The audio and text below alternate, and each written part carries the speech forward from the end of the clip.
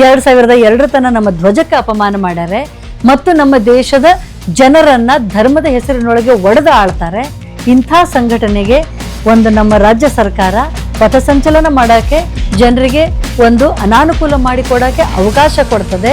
ಆ ಅವಕಾಶ ಕೊಟ್ಟಿದ್ದಕ್ಕೆ ಅದೇ ಸರ್ಕಾರದ ಇನ್ನೊಬ್ಬ ಮಿನಿಸ್ಟರು ಅಪೋಸ್ ಮಾಡ್ತಾರೆ. ಎಂಥ ವಿಪರ್ಯಾಸಗಳು ನಡೆದಾವು ಅಂತಂದ್ರೆ ರಾಜ್ಯದೊಳಗೆ ಜನ ಅವರನ್ನ ನಂಬೇಕಾ ಇವ್ರನ್ನ ನಂಬೇಕಾ, ಅದು ಸರಿನಾ ಇದು ಸರಿನಾ ಯಾವುದು ತಿಳ್ಕೊಳ್ಳಾರ್ದಂತ ಸ್ಥಿತಿಗೆ ಬಂದು ಮುಟ್ಟ್ಯಾರೆ. RSS ವ್ಯಕ್ತಿ ಪ್ರಾಣ ತ್ಯಾಗ ಮಾಡಿಲ್ಲ, ಒಬ್ಬರೂ ಸತ್ತಿಲ್ಲ, ಒಬ್ಬರೂ ಸ್ವಾತಂತ್ರ್ಯಕ್ಕಾಗಿ ಹೋರಾಟ ಮಾಡಿಲ್ಲ. ಅವರಿಗೆ ಹೆಸರು ಹೇಳ್ರಿ, ಒಂದು 5 ಮಂದಿ ನಿಮ್ಮ ಫ್ರೀಡಮ್ ಫೈಟರ್ಸ್ ಅಂತಂದ್ರೆ 5 ಹೆಸರು ಸಿಗೋದಿಲ್ಲ ಅವರಿಗೆ. ಇಂಥ ವ್ಯಕ್ತಿಗಳು ಇವತ್ತು ಇಡೀ ದೇಶಕ್ಕೆ ರಾಷ್ಟ್ರೀಯತೆಯ ಸರ್ಟಿಫಿಕೇಟ್ ಕೊಡ್ತಾರೆ. ಎಲ್ಲ ಖಾಸಗಿ ಅಥವಾ ಸರ್ಕಾರಿ ಈ ಎಲ್ಲ ಮೈದಾನಗಳನ್ನ RSSಗೆ ಫ್ರೀಯಾಗಿ ಕೊಡೋದನ್ನ ಸ್ಟಾಪ್ ಮಾಡ್ರಿ ಅಂತ ಹೇಳ್ತಾರೆ.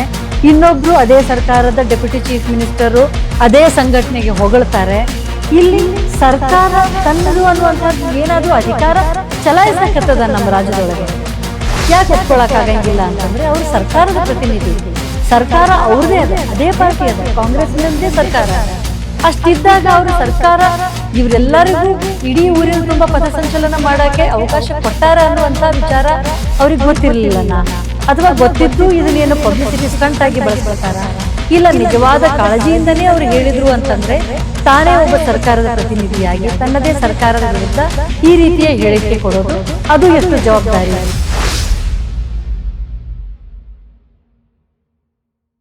ನಮಸ್ಕಾರ. ಬೆಂಗಳೂರಿನೊಳಗೆ ಮೊನ್ನೆ RSS ಪಥಸಂಚಲನ ನಡೆಯಿತು. 100 ವರ್ಷದ ಸಂಭ್ರಮ ಅಂಥೇಳಿ ಇಡೀ ಊರು ತುಂಬ ಎಲ್ಲ ಕಡೆ ಪಥಸಂಚಲನ ಮಾಡಿದ್ರು. ಅದರಿಂದಾಗಿ ಬೇಕಾದಷ್ಟು ಸಾರ್ವಜನಿಕರಿಗೆ ತಿರುಗಾಡಕ್ಕೆ ಎಲ್ಲ ಕಡೆ ತೊಂದರೆ ಆಯಿತು. ಅವರು ತಮ್ಮ ಸೆಲಿಬ್ರೇಷನ್ದಾಗಿದ್ರು, ಆದರೆ ಸಾರ್ವಜನಿಕರು ತಾವೇನು ಅನುಭವಿಸಬೇಕು ಅದು ಅನುಭವಿಸಿದರು. ಆದರೆ ಇಲ್ಲಿ ಕೆಲವೊಂದು ಪ್ರಶ್ನೆಗಳು ಬಂದವು, ಇಲ್ಲಿ ಕೆಲವೊಂದು ಅಬ್ಜೆಕ್ಷನ್ಸ್ಗಳು ಬಂದವು, ಕೆಲವೊಬ್ಬರಿಗೆ ತೊಂದರೆ ಆಯಿತು. ಅವರೆಲ್ಲರೂ ಇಂಥ ಒಂದು ಪಥಸಂಚಲನಕ್ಕೆ ಅವಕಾಶ ಹೆಂಗೆ ಕೊಟ್ಟರು ಪೊಲೀಸರು, ಈ ಇಡೀ ಊರು ತುಂಬ ಎಷ್ಟೋ ನಂಬರ್ ಆಫ್ ಏನಂತಾರೆ ಪ್ರೋಗ್ರಾಮ್ಗಳು ನಡೆದು, ಇದು ಎಲ್ಲದಕ್ಕೂ ಪರ್ಮಿಷನ್ ತೊಗೊಂಡಿದ್ರಾ, ಪರ್ಮಿಷನ್ ತೊಗೊಂಡಿದ್ರೆ ಎಲ್ಲಿ, ಅದಕ್ಕೇನಾದರೂ ಪ್ರೂಫ್ ಐತಾ, ಎಲ್ಲನೂ ಚೆಕ್ ಮಾಡಿದರೆ ಅಲ್ಲಿ ಕಂಡದ್ದು ಒಂದು ಕ್ಲಿಯರ್ ಥಿಂಗ್ ಏನಂತಂದರೆ ಯಾವುದೇ ಒಂದು ಪ್ರೋಗ್ರಾಮಿಗೂ ಇಲ್ಲಿ ಪರ್ಮಿಷನ್ ಅನ್ನೋದನ್ನು ತೊಗೊಂಡಿರಲಿಲ್ಲ. ಪಥಸಂಚಲನಕ್ಕೂ ತೊಗೊಂಡಿಲ್ಲ, ಯಾವುದೇ ಒಂದು ಕೆಲಸಕ್ಕೂ ತೊಗೊಂಡಿಲ್ಲ. ಇಂಥ ಒಂದು ಗ್ಲೇರಿಂಗ್ ಒಂದು ಮಿಸ್ಟೇಕನ್ನು ಅಥವಾ ಈ ಒಂದನ್ನು ಜನರ ಎದುರಿಗೆ ಅಥವಾ ಸರ್ಕಾರದ ಎದುರಿಗೆ ತಂದಿಟ್ಟಾಗ ಪೊಲೀಸ್ ಇಲಾಖೆ ಅಲ್ಲಿ ಏನು ಹೇಳ್ತು ಅಂತಂದರೆ, ನಾವು ಎಲ್ಲ ಮೊಹರಂಗೂ ಅವಕಾಶ ಕೊಡ್ತೀವಲ್ಲ, ನಾವು ಗಣೇಶ ಚೌತಿಗೆ ಅವಕಾಶ ಕೊಡ್ತೀವಲ್ಲ, ಅಂಥದಕ್ಕೆಲ್ಲ ಕೊಡ್ತೀವಲ್ಲ ಅಂತ ಹೇಳಿದರು. ಇಲ್ಲಿ ಒಂದು ಇಂಟ್ರೆಸ್ಟಿಂಗ್ ಥಿಂಗ್ ಏನದ ಅಂತಂದರೆ, ಯಾರು ಯಾವುದೇ ಪ್ರೋಗ್ರಾಮ್ ಮಾಡೋಕ್ಕೂ ಸರ್ಕಾರ ಬೇಡ ಅಂತ ಹೇಳೋದಿಲ್ಲ, ಆದರೆ ಕೆಲವೊಂದು ರೂಲ್ಸ್ ಆ್ಯಂಡ್ ರೆಗ್ಯುಲೇಷನ್ಸ್ ಇರ್ತಾವೆ, ಕೆಲವೊಂದು ನಿಯಮಗಳಿಗೆ ತಕ್ಕಂಗೆ ಎಲ್ಲರೂ ನಡಿಬೇಕಾಗ್ತದೆ. ಆದರೆ ಒಂದು ಇಂಟ್ರೆಸ್ಟಿಂಗ್ ಥಿಂಗ್ ಏನಂದರೆ, ಆ ನಿಯಮಗಳು ಎಲ್ಲರಿಗೂ ಸಮ ಆಗಿರಬೇಕು ಅಂತ ಅನ್ನೋದೇ ಕಾನೂನು. ಆ ಕಾನೂನು ಎಲ್ಲರಿಗೂ ಸಮ ಆಗಿಲ್ಲ ಅಂತಂದಾಗ ಈ ಥರದ ಪ್ರಶ್ನೆಗಳನ್ನು ನಾವು ಮತ್ತೆ ಮತ್ತೆ ಕೇಳಲೇಬೇಕಾಗ್ತದೆ. ಇಲ್ಲಿ ಯಾಕೆ ಕೇಳೋದು ಅಂತಂದರೆ, ಪರ್ಮಿಷನ್ಗೆ ಅವರು ಅಪ್ಲೈನೇ ಮಾಡಿಲ್ಲ. ಅಂದರೆ RSSನವರು ನಾವು ಪಥಸಂಚಲನ ಮಾಡ್ತೀವಿ, 100 ವರ್ಷದ ಸೆಲಿಬ್ರೇಷನ್ ಮಾಡ್ತೀವಿ ಅಂತ ಯಾರಿಗೂ ಪರ್ಮಿಷನ್ಗೆ ಅವಕಾಶನೇ ಕೊಡ್ರಿ ಅಂತ ಕೇಳಿಲ್ಲ. ಅವಕಾಶ ಕೊಡ್ರಿ ಅಂತ ಕೇಳಿಲ್ಲ ಅನ್ನೋದ್ರ ಹಿಂದೆ 2 ರೀತಿಯ ಮನಸ್ಥಿತಿ ನಮಗೆ ಕ್ಲಿಯರ್ ಆಗಿ ಕಾಣಿಸ್ತದೆ. ಒಂದು ಏನು ಮನಸ್ಥಿತಿ ಅಂತಂದರೆ, ನಮ್ಗೆ ಯಾರು ಪರ್ಮಿಷನ್ ಕೊಡೋರು, ನಾವು ಏನು ಬೇಕಾದರೂ ಮಾಡ್ತೀವಿ, ಇಡೀ ದೇಶದ ತುಂಬ ನಮಗೆ ಜನರದೊಂದು ಸಪೋರ್ಟ್ ಐತಿ, ನಾವು ಏನು ಬೇಕಾದರೂ ಮಾಡ್ತೀವಿ ಅನ್ನುವಂಥ ಒಂದು ಮನಸ್ಥಿತಿ. ಇನ್ನೊಂದು ಮನಸ್ಥಿತಿ ಅದರೊಳಗೆ ಪರ್ಮಿಷನ್ ನಾವು ಯಾಕೆ ಕೇಳೋದಿಲ್ಲ, ನಾವು ಏನಾದರೂ ಮಾಡ್ತೀವಿ ಅಂತ. ಆದರೆ ಇಲ್ಲಿ ಜನರಿಗೆ ತೊಂದರೆ ಆಯಿತು ಮಾಡ್ತು ಅಂತಂದರೆ ನಾವು ಎಲ್ಲೂ ತೊಂದರೆನೇ ಮಾಡಿಲ್ಲಲ್ಲ, ನಾವು ಆರಾಮಾಗಿ ನಡ್ಕೊಂಡು ಹೋದಿವಲ್ಲ. ಇಲ್ಲಿ ಪ್ರಶ್ನೆಗಳಿಗೆ ಏನಾದರೂ ತೊಂದರೆ ಆಯ್ತಾ ಅಂತಂದರೆ ಯಾವುದೋ ವೈಲೆನ್ಸ್ ಆಗಿರ್ಲಿಕ್ಕಿಲ್ಲ, ಯಾವುದೋ ಒಂದು ಕೆಟ್ಟ ಅಹಿತ ಘಟನೆ ನಡೆದಿರ್ಲಿಕ್ಕಿಲ್ಲ, ಆದರೆ ತೊಂದರೆ ಆಗಿದ್ದಂತೂ ನಿಜ. ಇಡೀ ಊರಿನ ತುಂಬ ಎಲ್ಲೆಂದರಲ್ಲಿ ಈ ಅಂಥ ಒಂದು ಪ್ರೊಸೆಷನ್ ನಡೆಯೋದ್ರಾಗೆ ಮೊದಲೇ ಬೆಂಗಳೂರಿನ ಟ್ರಾಫಿಕ್ಕು ಎಷ್ಟರ ಮಟ್ಟಿಗೆ ತೊಂದರೆ ಐತಿ, ಅದರೊಳಗೆ ಜನ ಎಲ್ಲಿ ಹೋಗಬೇಕಾದ್ರೆ ಎಷ್ಟು ರೀತಿಯಿಂದ ತೊಂದರೆ ಅನುಭವಿಸ್ತಾರೆ ಅದು ಎಲ್ಲರಿಗೂ ಗೊತ್ತು. ಅಂಥದ್ರೊಳಗೆ ಇದು ಕೆಲಸ ನಡೆದಾಗ ಇಲ್ಲಿ ನಾವು ಪ್ರೊಸೆಷನ್ ಮಾಡ್ತೀವಿ ಅಂತ ಪರ್ಮಿಷನ್ ತಗೋಬೇಕಾಗಿದ್ದು ಅವ್ರ ಕೆಲಸ. ಇವೆಲ್ಲನೂ ಬಂದಾಗ ಕೆಲವೊಂದು ಪ್ರಶ್ನೆಗಳೊಳಗೆ ಅಲ್ಲಿ ಏನು ಅನಿಸ್ತದ ಅಂತಂದರೆ, ಒಂದು ಪೀಸ್ಫುಲ್ ಪ್ರೊಸೆಷನ್ ಮಾಡುವಂಥ ಹಕ್ಕು ಸಂವಿಧಾನ ನಮಗೆ ಕೊಟ್ಟದೆ. ಅದು ಎಂಥ ಸಂಘ ಸಂಸ್ಥೆಗಳಿಗೆ ಕೊಟ್ಟದೆ ಅಂತಂದರೆ ಧಾರ್ಮಿಕ, ಅದರೊಳಗೆ ಸಂವಿಧಾನದತ್ತವಾಗಿ ಬಂದಂತಹ ಫ್ರೀಡಮ್ಗಳು, ನಮ್ಮ ಫಂಡಮೆಂಟಲ್ ರೈಟ್ಸ್ಗಳು ಏನದಾವಲ್ಲ, ಇದು ಶಾಂತಿಯುತವಾಗಿ ನನ್ನ ಧರ್ಮವನ್ನು ಆಚರಿಸುವ, ಪಾಲಿಸುವ ಮತ್ತು ಪ್ರತಿಪಾದಿಸುವ, ಪ್ರಚಾರ ಮಾಡುವ ಹಕ್ಕನ್ನ ಸಂವಿಧಾನ ನಮಗೆ ಕೊಟ್ಟಿರ್ತದೆ. ಅಂಥ ಒಂದು ಕೆಲಸ ಮಾಡುವಾಗಲೂ ಸಹಿತ ಸರ್ಟೆನ್ ರೂಲ್ಸ್ ಆ್ಯಂಡ್ ರೆಗ್ಯುಲೇಷನ್ಸ್ ಇರ್ತಾವೆ. ಅಷ್ಟೆಲ್ಲ ಪಾಲಿಸಿದ್ರು ಎಷ್ಟೊಂದು ಕೆಟ್ಟ ಘಟನೆಗಳು ನಡೀತಾವೆ ಅನ್ನೋದನ್ನ ನಾವು ನೋಡೇವಿ. ಅದರೊಳಗೆ ಇಲ್ಲಿ ಏನೂ ಇರಲಾರ್ದೆ ಇವ್ರು ಯಾಕೆ ತಗೊಳ್ಳಿಲ್ಲ ಅಂತಂದ್ರೆ, ಇಲ್ಲಿ ಧಾರ್ಮಿಕವಾಗಿ ಎಲ್ಲ ಅವಕಾಶ ಸಿಗ್ತದೆ, ನಾವು ಒಂದು ದೊಡ್ಡ ಸಂಘಟನೆ, ನಮಗೆ ಯಾಕೆ ಅವಕಾಶ ಕೊಡಬಾರ್ದು ಅಂತ ಅವ್ರು ಕೇಳಬಹುದು. ಸಂಘ, ರಾಷ್ಟ್ರೀಯ ಸ್ವಯಂ ಸೇವಕ ಸಂಘ ಅಂತ ಹೆಸರಿಗೆ ಐತದು. ಸಂಘ ಅಂತಂದ್ರೆ ಅದು ರಿಜಿಸ್ಟರ್ ಆಗ್ಯದ. ಇಂಟ್ರೆಸ್ಟಿಂಗ್ಲಿ 100 ವರ್ಷ ಆಯಿತು, ಇವತ್ತಿಗೂ ಅವರು ರಿಜಿಸ್ಟರ್ ಮಾಡ್ಕೊಂಡಿಲ್ಲ. ಯಾವುದೇ ಸಂಘ ಸಂಸ್ಥೆಗಳ ಕಾನೂನಿನ ಕೆಳಗೆ RSS ಅನ್ನುವಂಥ ಸಂಘ ಒಂದು ರಿಜಿಸ್ಟರ್ ಮಾಡ್ಕೊಂಡಿಲ್ಲ. ಯಾಕೆ ಮಾಡ್ಕೊಂಡಿಲ್ಲ ಅಂತಂದ್ರೆ, ಅವರು ಕಾನೂನಿನ ಮೀರಿ ನಾವು ಅದೀವಿ ಅಂತ ಅನ್ಕೋತಾರೆ. ಅವರು ಕಾನೂನಿನ ಚೌಕಟ್ಟಿನ ಒಳಗೆ ಬಂದ್ರೆ ನಮಗೆಲ್ಲ ರಿಸ್ಟ್ರಿಕ್ಷನ್ಸು ಕಾನೂನಿನ ಚೌಕಟ್ಟಿನ ಒಳಗೆ ನಾವು ಪಾಲಿಸಬೇಕಾಗ್ತದೆ ಅನ್ನುವಂಥ ಒಂದು ಹಿಂಜರಿಕೆ ಅಥವಾ ಉಡಾಫೆ, ಆ ಒಂದು ನೇಚರ್ದಿಂದ RSS ಇವತ್ತಿನ ತನ 100 ವರ್ಷ ಆದ್ರೂ ಅವರು ಅದನ್ನು ರಿಜಿಸ್ಟರ್ ಮಾಡ್ಕೊಂಡಿಲ್ಲ. ಈಗ ನಮ್ಮ ದೇಶದೊಳಗೆ ಯಾವುದೇ ರೀತಿಯ ಅನ್ಯಾಯ ಆದರೆ, ದೌರ್ಜನ್ಯ ಆದರೆ ಅದನ್ನು ಅಪೋಸ್ ಮಾಡುವ, ಸತ್ಯಾಗ್ರಹ ಮಾಡುವ, ಪೀಸ್ಫುಲ್ ಪ್ರೊಸೆಷನ್ ಅಥವಾ ಮೆರವಣಿಗೆ ಮಾಡುವ, ಧರಣಿಗಳನ್ನು ಮಾಡುವ ಅವಕಾಶ ಸಂವಿಧಾನ ನಮಗೆ ಕೊಟ್ಟದೆ. ಅದು ಸಂವಿಧಾನ ಕೊಟ್ಟದೆ. ಅಂಥ ಸಂವಿಧಾನದತ್ತವಾಗಿ ಬಂದಂತಹ ಧರಣಿ, ಸತ್ಯಾಗ್ರಹ ಮಾಡಬೇಕಾದ್ರೆ ನಾವು ಪೊಲೀಸರ ಪರ್ಮಿಷನ್ ತಗೋಬೇಕಂತೆ. ಇದು ಇಂಟ್ರೆಸ್ಟಿಂಗ್.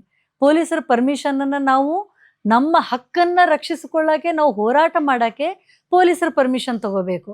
ಆದರೆ ಇವರು ಯಾವುದೂ ಪರ್ಮಿಷನ್ ತಗೊಳ್ಳಾರ್ದೆ ಇಡೀ ಊರು ತುಂಬ ಜನರ ಟ್ರಾಫಿಕನ್ನು, ಜನರಿಗೆ ಒಂದು ಅನಾನುಕೂಲಗಳನ್ನು ಬೇಕಾದರೆ ಅವ್ರು ಮಾಡಬಹುದು.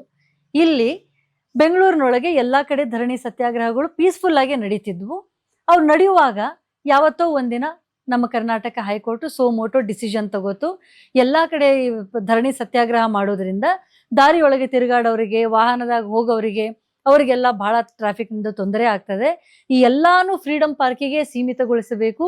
ಯಾವುದೇ ಒಂದು ಪ್ರೊಸೆಷನ್ ಇದ್ರೂ ಅದು ಫ್ರೀಡಮ್ ಪಾರ್ಕ್ ಒಳಗೆ ಆಗಬೇಕು, ಅಂದರೆ ಜನರಿಗೆ ಯಾವುದೇ ತೊಂದರೆ ಆಗೋದಿಲ್ಲ ಅಂತ ಹೈಕೋರ್ಟ್ ಸೋಮೋಟೋ ಹೇಳ್ತು. ಯಾಕಂದರೆ ಅದು ಸೋಮೋಟೋ ಯಾಕೆ ತಗೊಂಡ್ರು ಅಂದರೆ, ಯಾವತ್ತೋ ಯಾವುದೋ ದಿನ ಯಾವುದೋ ಜಸ್ಟಿಸ್ ಅವರು ಅಲ್ಲಿ ಹೋಗಬೇಕಾದ್ರೆ ಅವರಿಗೆ ತೊಂದರೆ ಆಯಿತು, ಅವ್ರಿಗೆ ಅನಿಸ್ತು ಇಂಥ ಒಂದು ತೊಂದರೆ ನಾಳೆ ಬೇರೆ ಯಾವ ಜನರಿಗೆ ಆಗಬಾರ್ದು ಅಂತ ಆ ಒಂದು ಡಿಸಿಷನ್ನು ಬಂತು. ಇವತ್ತಿನ ತನಕ ಎಲ್ಲ ಧರಣಿ ಸತ್ಯಾಗ್ರಹ ಮಾಡೋರು ಅದನ್ನು ನಿಯತ್ತಿನಿಂದ ಪಾಲಿಸ್ಕೊಂಡು ಬರಾಕತ್ತಾರೆ. ಆದರೆ ಆ ನಿಯತ್ತು RSSಗೆ ಯಾಕಿಲ್ಲ? ಇವ್ರು ಕಾನೂನಿನ ಮೀರಿದವ್ರ? ಇದ್ರೊಳಗೆ ಏನ್ರಿ ಬರೀ ಒಂದು ಸತ್ಯಾಗ್ರಹ ಅದನ್ನು ಇದ್ರ ಜೋಡಿ ಕಂಪೇರ್ ಮಾಡ್ತಿರಲ್ಲ, ಇದು 100 ವರ್ಷದ ಸೆಲೆಬ್ರೇಷನ್, ಎಲ್ಲ ಸೆಲೆಬ್ರೇಷನ್ಗೆ ಅವಕಾಶ ಸಿಗ್ತದೆ ಅಂತ ಹೇಳಿದರೆ ಇದು ಕಾನೂನಿಗೆ ಮೀರಿದಂಥ ಒಂದು ನಡವಳಿಕೆಯ ಪ್ರಶ್ನೆ ಬರ್ತದೆ ಹೊರತು ಇದರೊಳಗೆ ಈಕ್ವಾಲಿಟಿ ಎಲ್ಲರಿಗೂ ಒಂದೇ, ಅದನ್ನು ಎಲ್ಲರೂ ಒಪ್ಕೋತೀವಿ. ಆದರೆ ಈ ಥರದ ನಡವಳಿಕೆಗಳಿಗೆ ಅವಕಾಶ ಕೊಟ್ಟದ್ದೇನದಲ್ಲ, ಇದು ಪೊಲೀಸ್ ಇಲಾಖೆಯ ಅಶಿಸ್ತು ಮತ್ತು ಅವರು ಸರ್ಕಾರವನ್ನು ಮೀರಿ ಅವರು ಒಂದು ಡಿಸಿಷನ್ಸನ್ನು ತಗೊಳ್ಳುವಂಥ ಒಂದು ಡಿಸಿಷನ್ ತಗೊಳ್ಳುವಂಥ ಒಂದು ಸ್ಥಿತಿ ಮುಟ್ಟಿದ್ದು ಇದು ಭಾಳ ಕೆಟ್ಟ ಪರಿಸ್ಥಿತಿಯನ್ನು ತೋರಿಸ್ತದೆ. ಇದು ಯಾಕೆ ಕೆಟ್ಟ ಪರಿಸ್ಥಿತಿ ಅಂತಂದರೆ, ಸ್ವಲ್ಪ ದಿವಸದಿಂದ ಸರ್ಕಾರದೊಳಗೆ ಏನೇನು ನಡೆದದ ಅನ್ನೋದನ್ನು ಜನ ಎಲ್ಲರೂ ಅಬ್ಸರ್ವ್ ಮಾಡ್ತಿರ್ತಾರೆ. ಒಂದು, ಸದನದ ಒಳಗೆ DK ಶಿವಕುಮಾರ್ ಅವರು RSSನ ಸಂಘಗೀತೆ ಹಾಡಿದರು. ಅದು ಸಿಕ್ಕಾಪಟ್ಟೆ ಕಾಂಟ್ರವರ್ಸಿ ಆದಮೇಲೆ ಕ್ಷಮೆ ಕೇಳಿದರು. ಅದೇ ರೀತಿ ಮತ್ತೇನೇನೋ ಮಾತಾಡೋಕೆ ಹೋಗಿ RSSಗೆ ಅಪ್ರಿಷಿಯೇಟ್ ಮಾಡ್ತಾರೆ. ಅವರು ಒಂದು ಕಾಂಗ್ರೆಸ್ಸಿನ ಇದು ನಮ್ಮ ರಾಜ್ಯದ ಡೆಪ್ಯೂಟಿ CM ಆಗಿದ್ದುಕೊಂಡು ಈ ಥರದ ಸ್ಟೇಟ್ಮೆಂಟ್ ಕೊಡ್ತಾರೆ. ಅದೇ ಹೊತ್ತಿನೊಳಗೆ ನಮ್ಮ ರಾಜ್ಯದ ಇನ್ನೊಬ್ಬರು ಪ್ರಿಯಾಂಕಾ ಖರ್ಗೆ ಅವರು ಸರ್ಕಾರದ ಪ್ರತಿನಿಧಿಯಾಗಿ ಇವತ್ತು ಸರ್ಕಾರಕ್ಕೆ ಒಂದು ಲೆಟರ್ ಬರೀತಾರೆ. ಅದರೊಳಗೆ ಏನು ಹೇಳ್ತಾರೆ, RSS ಮಾಡುವಂಥ ಪಥಸಂಚಲನ ಆಗಲಿ, ಅವರು ಲಾಠಿ ತೀರಿಸೋದು, ವೆಪನ್ಗಳನ್ನು ಹಿಡ್ಕೊಂಡು ಸಿಕ್ಕಂಥ ಎಲ್ಲ ಮೈದಾನದೊಳಗೆ ಇಂಥ ಒಂದು ಪ್ರಾಕ್ಟೀಸ್ ಮಾಡುವುದು ಮಕ್ಕಳ ಮನಸ್ಥಿತಿ ಮೇಲೆ ಇಂಪ್ಯಾಕ್ಟ್ ಮಾಡ್ತದೆ ಅಂತ ನಾವು ಅದನ್ನು ಸ್ವಾಗತಿಸೋಣ. ಅವರ ಒಂದು ಆ ಕಾಳಜಿ ಏನದಲ್ಲ, ಮಕ್ಕಳ ಮನಸ್ಸಿಗೆ ಈ ಲಾಠಿ ಆಗಲಿ ಯಾವುದೇ ಥರದ ವೆಪನ್ ಆಗಲಿ ಕೊಟ್ಟು ಅವರನ್ನು ಶಿಸ್ತಿನ ಸಿಪಾಯಿ ಥರ ಬೆಳೆಸ್ತೀವಿ ಅಂತ RSS ಹೇಳ್ಕೊತದೆ. ಆದರೆ ಅದರಿಂದ ಮಕ್ಕಳ ಮನಸ್ಥಿತಿ ಮೇಲೆ ಯೂನಿಟಿ ಅನ್ನುವುದರ ಬದಲಿಗೆ ಡಿವಿಸಿವ್ನೆಸ್, ಒಂದು ವಿಭಾಜಕ ಮನಸ್ಥಿತಿ ಬೆಳೀತದೆ, ಒಂದು ಉಗ್ರ ಪ್ರವೃತ್ತಿ ಬೆಳೀತದೆ. ಅದು ಮಕ್ಕಳ ಮನಸ್ಸಿನ ಮೇಲೆ ಬೆಳೀಬಾರ್ದು ಅನ್ನುವಂಥ ಕಾಳಜಿಯನ್ನು ನಾವು ಅಪ್ರಿಷಿಯೇಟ್ ಮಾಡೋಣ. ಆದರೆ ಪ್ರಿಯಾಂಕಾ ಖರ್ಗೆ ಅವರ ಈ ನಡವಳಿಕೆ ಅದರೊಳಗೆ ಅದನ್ನು ನಾವು ಸಾರಾಸಗಟಾಗಿ ಒಪ್ಕೋಬಹುದಾ? ಯಾಕೆ ಒಪ್ಕೊಳ್ಳೋಕ್ಕಾಗಂಗಿಲ್ಲ ಅಂತಂದರೆ, ಅವರು ಸರ್ಕಾರದ ಪ್ರತಿನಿಧಿ, ಸರ್ಕಾರ ಅವ್ರದ್ದೇ ಅದ, ಅದೇ ಪಾರ್ಟಿ ಅದ, ಕಾಂಗ್ರೆಸ್ನದ್ದೇ ಸರ್ಕಾರ ಅದ. ಅಷ್ಟಿದ್ದಾಗ ಅವರು ಸರ್ಕಾರ ಇವರೆಲ್ಲರಿಗೂ ಇಡೀ ಊರಿನ ತುಂಬ ಪಥಸಂಚಲನ ಮಾಡೋಕ್ಕೆ ಅವಕಾಶ ಕೊಟ್ಟಾರ ಅನ್ನುವಂಥ ವಿಚಾರ ಅವ್ರಿಗೆ ಗೊತ್ತಿರಲಿಲ್ಲನಾ? ಅಥವಾ ಗೊತ್ತಿದ್ದು ಇದನ್ನೇನು ಪಬ್ಲಿಸಿಟಿ ಸ್ಟಂಟ್ ಆಗಿ ಬಳಸ್ಕೋತಾರ? ಇಲ್ಲ ನಿಜವಾದ ಕಾಳಜಿಯಿಂದನೇ ಅವ್ರು ಹೇಳಿದ್ರು ಅಂತಂದ್ರೆ ತಾನೇ ಒಬ್ಬ ಸರ್ಕಾರದ ಪ್ರತಿನಿಧಿಯಾಗಿ ತನ್ನದೇ ಸರ್ಕಾರದ ವಿರುದ್ಧ ಈ ರೀತಿಯ ಹೇಳಿಕೆ ಕೊಡೋದು ಅದು ಎಷ್ಟು ಜವಾಬ್ದಾರಿ? ಇಲ್ಲಿ ಮಕ್ಕಳ ಪ್ರತಿ, ಮಕ್ಕಳ ಮನಸ್ಸಿನ ಪ್ರತಿ ಅವರು ಯಾವ ರೀತಿ ಜವಾಬ್ದಾರಿ ಕಾಳಜಿನ ತೋರ್ಸಾಕತ್ತಾರೆ ಒಂದ್ ಕಡೆ, ಅದನ್ನ ನಾವು ಅಪ್ರಿಶಿಯೇಟ್ ಮಾಡಿದ್ರೂ ಸಹಿತ ತನ್ನದೇ ಸರ್ಕಾರದ ವಿರುದ್ಧ ಇದನ್ನ ಹೇಳಿ ನಾನು ಒಂದು ಸರ್ಕಾರದಿಂದ ಭಿನ್ನ ಅಂತ ತೋರಿಸ್ಕೊಳ್ಳುವಂತ ಕಾರಣ ಏನದೆ?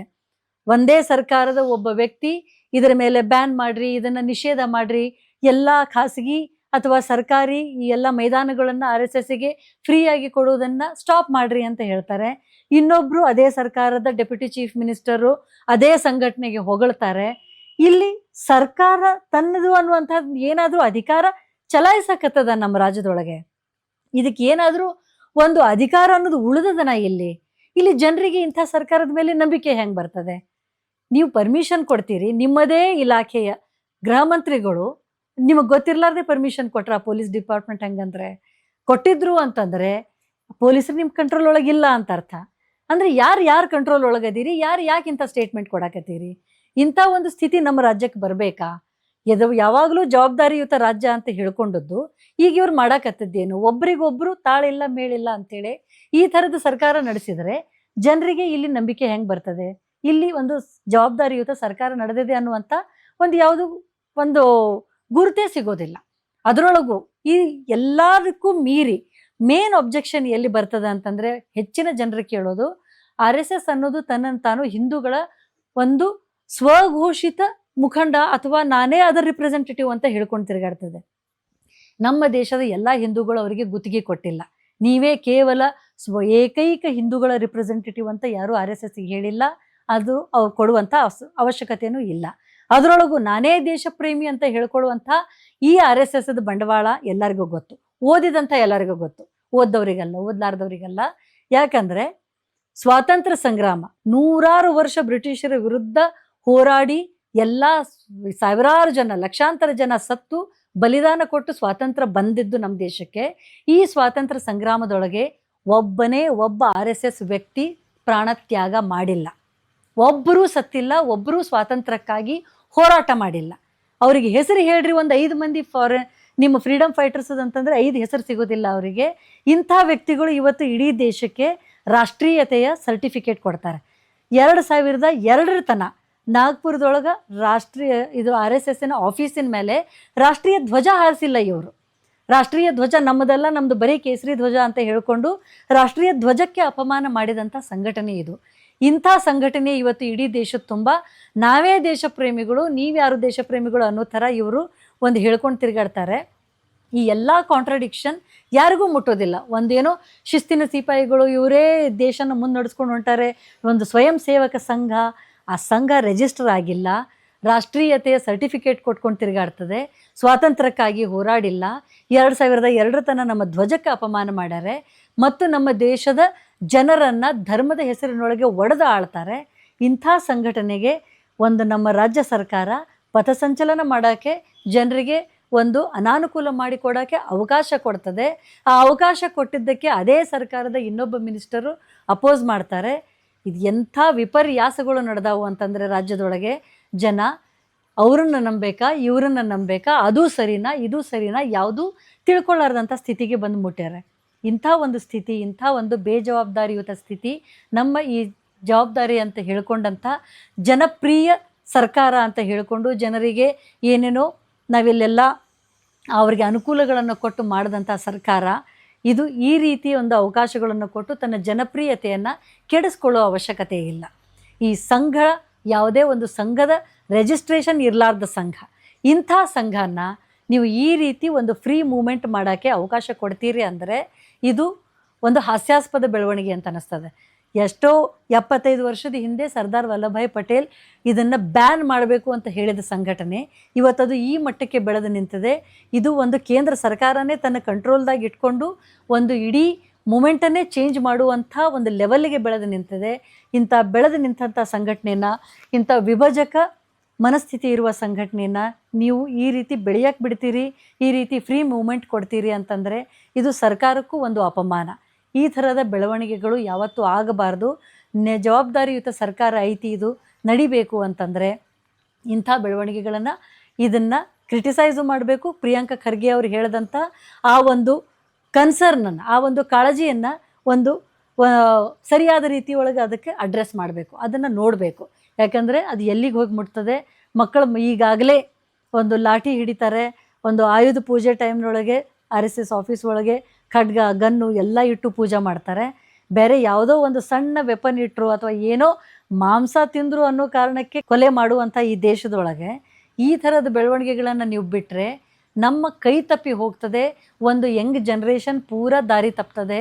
ಈ ಎಲ್ಲದಕ್ಕೂ ಜವಾಬ್ದಾರಿಯುತ ಸರ್ಕಾರನೇ ಕಾರಣ ಆಗ್ತದೆ, ಹೊಣೆ ಹೊತ್ಕೋಬೇಕಾಗ್ತದೆ. ಇದನ್ನು ಎಚ್ಚರಿಕೆಯಿಂದ ಗಮನಿಸಬೇಕು.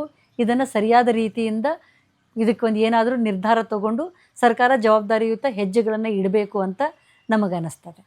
ಧನ್ಯವಾದ.